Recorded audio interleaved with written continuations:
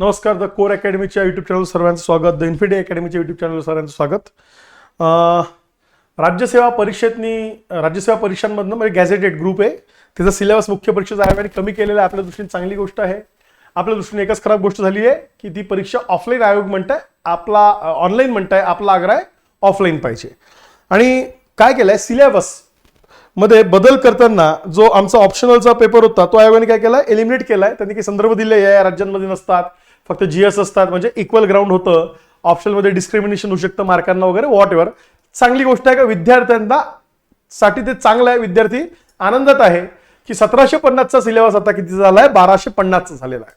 मग 1250 मध्ये काय, ते जीएस आहे, GS1, GS2, GS3, GS4 हे सर्व त्यात एक एसीचा पेपर असा 5 गुणेला 250 असं 1250 प्लस 275चा इंटरव्ह्यू सध्या स्थितीत आयोग असा आहे. पण जीएस याचा अर्थ की जीएसच्या पेपरला वेटेज आलेला आहे.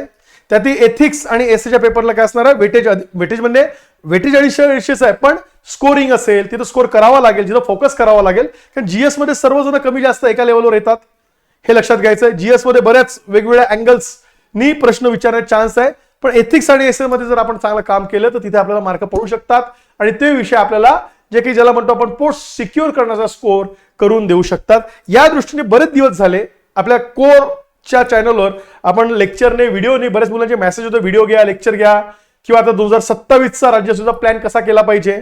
राज्यसेवा करता करता कंबाईन ग्रुप बी सी त्याच्या जागा जास्त येत असतात, त्या पण परीक्षांचा अभ्यास झाला पाहिजे, असं एखादं लेक्चर घ्या, त्यावर आपण बोलू. पण मी फक्त आता एक सांगायला आलोय की आता आपण सिरीज परत चालू करू.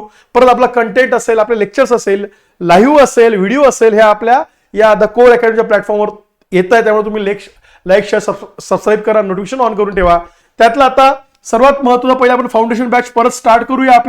ही आपली बॅच काय असणार आहे, बट ऑब्वियस लाईव्ह बॅच असणार आहे. ही आपल्या ऍपवर, द कोर अकॅडमीच्या ऍपवर ही बॅच चालू होईल. ही 1 इयर जीएस ची इंटिग्रेटेड बॅच असेल. लवकरात लवकर ही बॅच चालू. मी तारीख सांगत नाहीये कारण आता मला त्यातला थोडासा अंदाज घेऊन ऑगस्ट मध्ये चालू करेल, आता चालू करणार नाही, पण ऑगस्ट मध्ये करेल.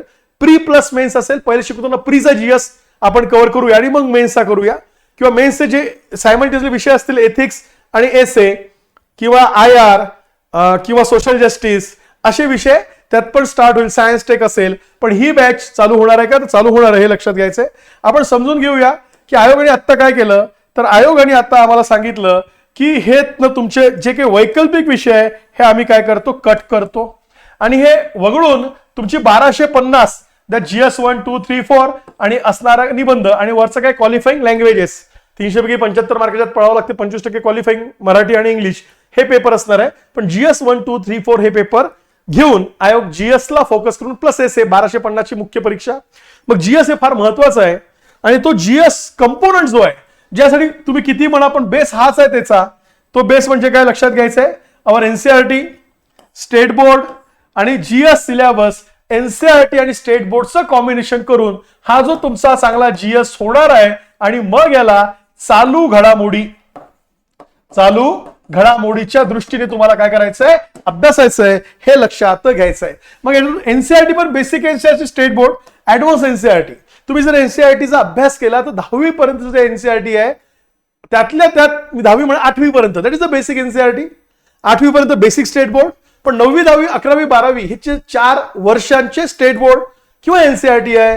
हे बट ऑब्वियस थोडेसे ऍडव्हान्स आहे, ते पण जीएसला फार उपयोगात पडतात. मग याच्या आधारे आपला जो जीएस फाउंडेशन कोर्स आहे आणि प्लस त्याच्यात ऍडव्हान्स सिलेबस 2025 ची मुख्य परीक्षा आपल्यापाशी आयोगाची झालेले, त्या पेपरचं विश्लेषणचे व्हिडिओ पण आता चालू होतील. इतिहासाचं निलेश सर घेतील, GS2चं असणार हेमंत सर घेतील, GS3चे गजानन भस्के सर घेतील, GS1 मधलं तुमचं असणार जॉग्राफी मी घेईल, किंवा एथिक्सचं असणारं वाळून सर असेल किंवा अजित सर असेल. असे व्हिडिओ तुम्हाला आता तिथे मिळेल बघायला. आता जीएस म्हटल्यानंतर सब्जेक्ट कव्हरेज किती आहे बघा ना. Geography, history, Indian polity, Indian economy, science and tech, current, international relation, Indian society, ethics, essay, environment, agriculture, internal security, disaster management, art and culture, मग paper writing skill, whatever there is as such no writing skill.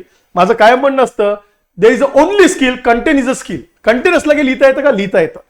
हळूहळू होतं, तर immediate काही writing skill अशी develop होत नसते, ती हळूहळू होते आणि ती कंटेंटवर डिपेंड आहे. Then reading and notes making, short notes, चौकन. मी काय सांगत आलोय की तुम्ही एक कुठल्याही टॉपिकला सिक्वेन्सनी बघा, त्या सिक्वेन्सनी तुम्ही त्याला मांडणं चालू करा शॉर्टमध्ये, ऑटोमॅटिक तो पॉइंट्स तिथे आठवले तुम्हाला एलॅबोरेट करता येतात आणि ते आपल्याकडनं लिहिल्या जातं. अशा दृष्टीने सगळं कव्हर करणारं 1 वर्षाचा असणारा GS फाउंडेशनच त्याला यासाठी म्हणतो की ते बेसिक टू ऍडव्हान्स असणार आहे.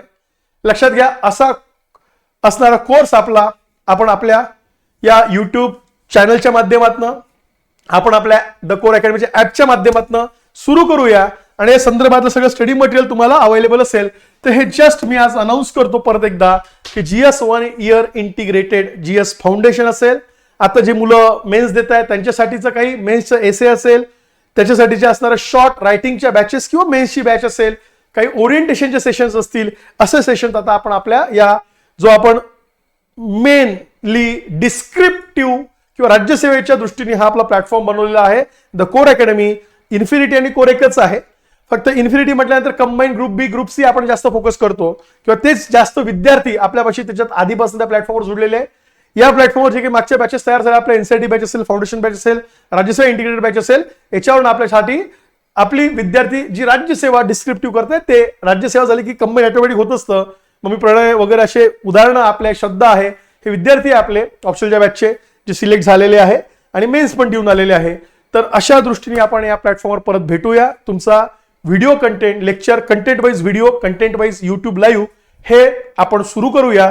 आणि त्याचे व्हिडिओ तुम्हाला आता इथून अभ्यासासाठी उपयुक्त असणारे लेक्चर्स या प्लॅटफॉर्मवर अवेलेबल होईल. सो लाईक, शेअर, सबस्क्राईब करा, नोटिफाय करून ठेवा आणि लवकरात लवकर आता वारंवार आपण राज्यसेवे दृष्टीने या प्लॅटफॉर्मवर भेटत राहूया. Thank you so much.